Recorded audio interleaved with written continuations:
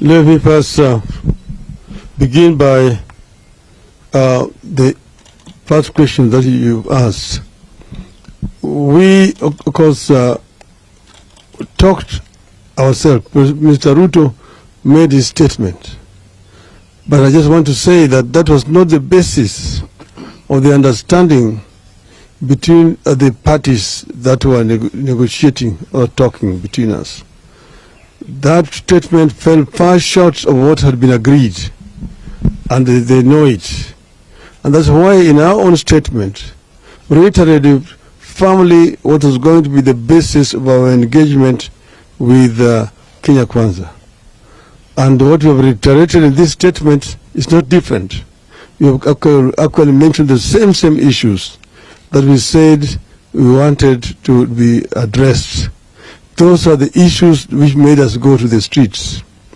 And we mentioned them clearly. One, auditing of the servers so that we can put this matter to rest.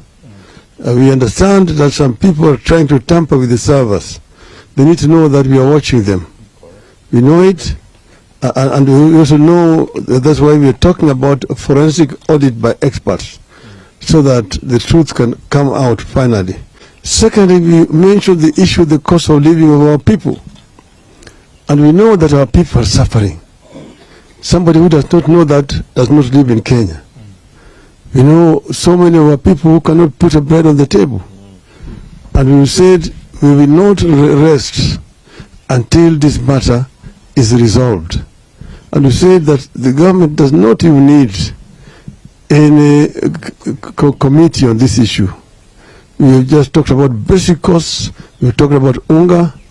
We talked about fuel, about electricity, the school fees, very basic issues that the government can address without much problem. Secondly, I don't know where you got your information from, but Senator Coons left Nairobi, I think it was on Sunday last week, because I talked to him on Monday and he had already arrived in Washington, D.C. Because he met the other side and he also came and met with us. And we told him exactly what we know and the reason why we are actually going to the streets. And he said that that is our democratic right to go to the street to protest peacefully. He did not see anything wrong with us doing that at all. So, but we need to know that we are not a colony of the United States. So we do things as Kenyans. We are happy when our international friends want to come and make suggestions how we should resolve our issues. But ultimately, Kenyan problems must be solved by Kenyans, Kenyan leaders. That's the reason why we said we are calling a truce to give negotiations a chance. But we want to reiterate very clearly here that if the other side does not cooperate, then we will have no other option but to go back to the trenches.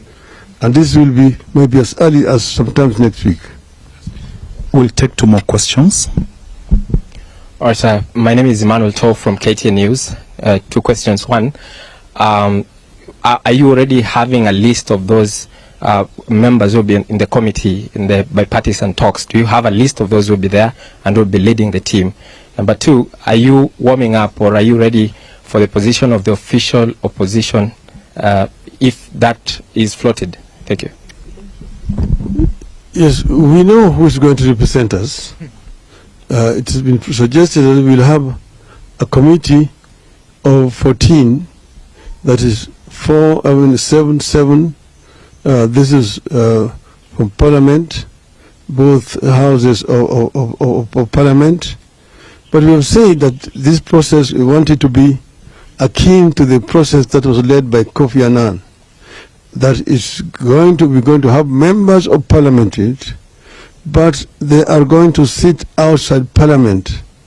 They will negotiate and only take the final product to Parliament. as an accord, which will then be passed by Parliament. We don't want it to be taken and then be encumbered with those rules and so on of Parliament. We want it to be a process that is people-driven. My name is Chemutai Goin. Yeah, and now about, I want to make it very clear.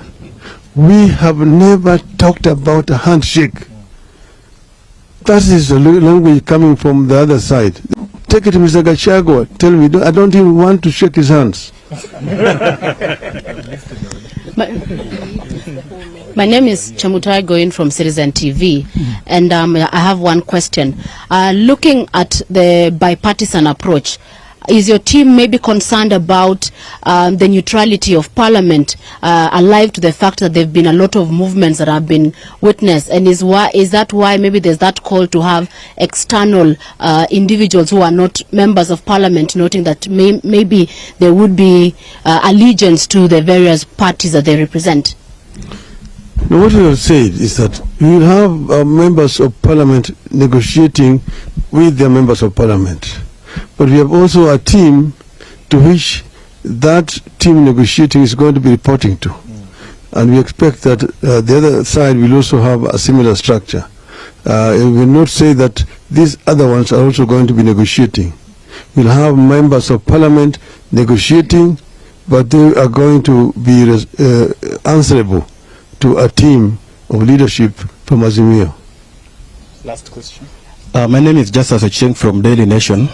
Sudiga, you mentioned that there were prior meetings between members of your team and members from the government side, and that the president's address fell short of the issue that had been discussed. Maybe what are these issues that were discussed, and who are these members of these teams, and when did they meet? That is not really an issue of concern to you when they met and so on. And those who met actually were representatives, emissaries from both sides. But you need to know that the request came from the other side. And our people responded and gave conditions. There have even been allegations that I met Mr. Ruto, maybe I don't know, in the Mara and so on. Nothing could be further from the truth. There's been no meeting between me and Mr. Ruto. But we say that the statement did not include what we had been agreed. And that's why we took the opportunity and the privilege to reiterate the issues that were put on the table. Thank you very much.